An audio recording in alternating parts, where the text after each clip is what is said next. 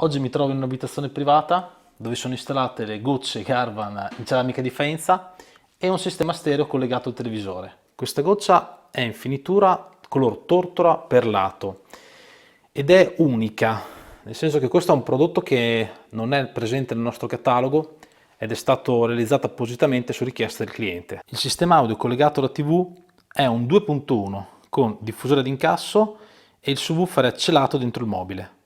Adesso apriamo, eccolo qua, e questa tra l'altro è anche una versione custom, realizzata anche questo su misura.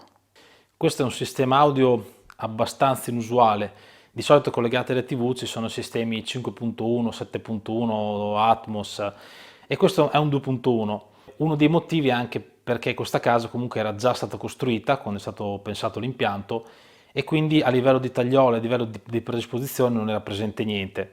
E questo diciamo che era un ottimo compromesso con poco lavoro a livello di predisposizioni e ottenere comunque un impianto audio di qualità. Non abbiamo gli effetti posteriori, gli effetti laterali, insomma tutto quello che è legato al mondo home theater, però a livello di impianto stereo o comunque l'audio della TV è di qualità e questo era l'obiettivo di questo impianto.